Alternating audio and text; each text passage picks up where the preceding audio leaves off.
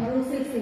तुम मनुष्य की माँ जैसा बनने की चेष्टा करो सेवा कथनी और भरोसे से, किंतु भूल मिलकर नहीं, देखोगे कितने तुम्हारे अपने बनते जा रहे हैं।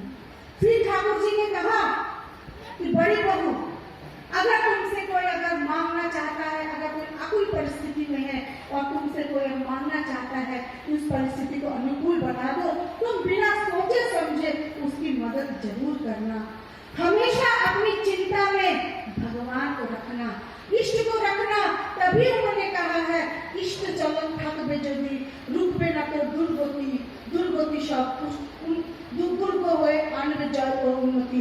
हमेशा मृदु भाषी बनो, কথায় যদি বৃষ্টি ফোটে, সোহাগ ব্যবহারে दौड़ों की अनेक पावी अंतरे बाहरे।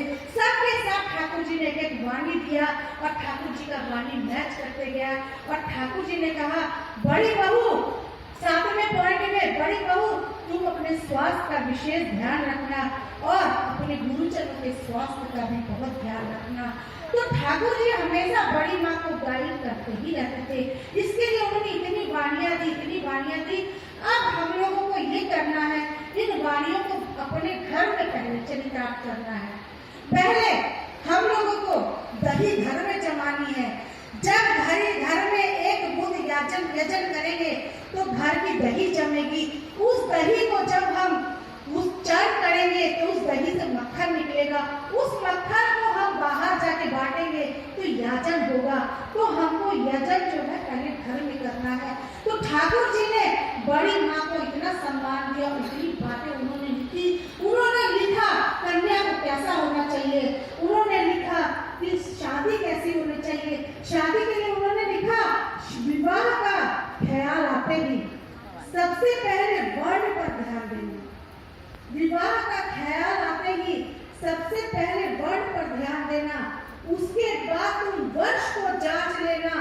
वर्ष को देखते ही यदि श्रद्धा आता है तो उसके साथ ही उसके स्वास्थ्य को देख लेना और उसके बाद उसके स्वभाव चरित्र कैसा है यह भी जान लेना। इन सब बातों की संगति जब बैठ जाती है तब ध्यान रखना कि उसका व्यवहारिक ज्ञान में दक्षता कितनी है। ठाकुर जी ने कहा, व्यवहारिक ज्ञान को बहुत जोर दिया। जब ठाकुर जी से पूछा कि ठाकुर जी लड़कियों की शिक्षा लड़कों की शिक्षा क्या एक होनी चाहिए, ठाकुर जी ने कहा मौखिक शिक्षा नहीं व्यवहार, ऐसी शिक्षा को धिक्कार।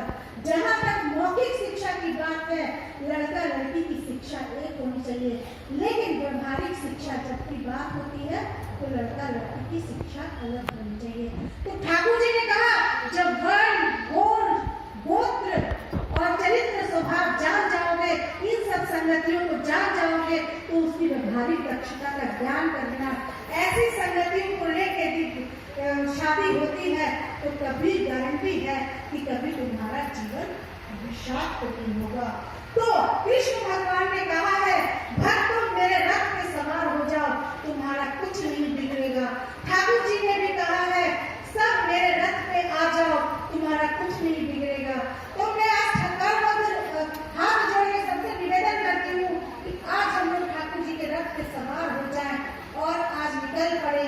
तो हम देखिए इस घर घर में जो रावण है, घर घर में जो रावण है, रावण जो पहले जो सतयुग में एक राक्षस था, उसका नाम था 4 अक्षर का राक्षस था, उसका नाम था शरायन। 4 अक्षर का राक्षस था। उसने कहा मैं तीनों लोग को खा जाऊंगा, लेकिन द्वापर में त्रेता में 3 युग का राक्षस आया रावण, उसने कहा मैं राम के वंश का नाश कर दूंगा। लेकिन द्वापर में 2 अक्षर का रावण है, 2 अक्षर का राक्षस है कंस। देखिए राक्षस का जो है उनका जो अक्षर घटते जा रहा है, लेकिन वो बलवान होते जा रहा है। अब कली युग में मात्र 1 अक्षर का राक्षस है। आप लोगों को पता है वो राक्षस है आई।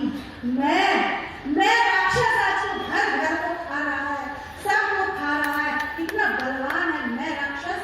तो आज मैं खत्म करना है। कैसे खत्म करना है? ठाकुर जी के मैन मेकिंग फैक्ट्री में आना है। ठाकुर जी ने कहा है repair the man just like a motor car. हम मनुष्य को रिपेयर करते हैं मोटर कार जैसा, उसमें नई गाड़ी भी आती है, पुरानी गाड़ी आती है, पुरानी गाड़ियाँ की रिचार्ज होती है, नई गाड़ी को फिर से बटोर दिया जाता है।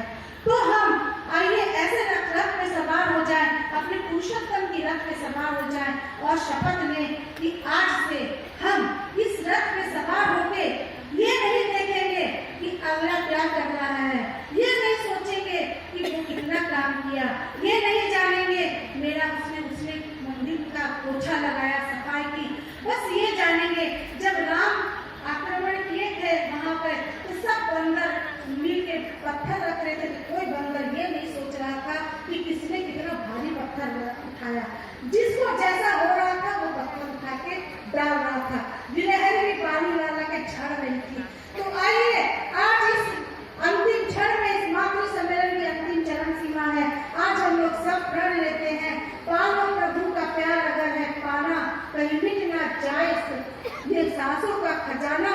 और जो हम लोगों का कॉन्सेप्ट है कि सत्संग बुढ़ापे की चीज है, तो उसके लिए कहना चाहूंगी सत्संग करो स्वस्थ जवानी में, बुढ़ापा किसने देखा है, पैर से लंगड़े हो जाओगे देवघर तुम आ न पाओगे, हाथ से लूले हो जाओगे दान तुम कर न पाओगे, मुख से गूंगे हो जाओगे तुम बोल नहीं पाओगे, कान से बहरे हो जाओगे सत्संग तुम सुन न पाओगे।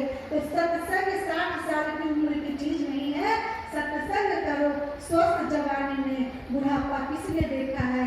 और अंत में सभी को मैं अभिनंदन करती हूँ और ये कहती हूँ एक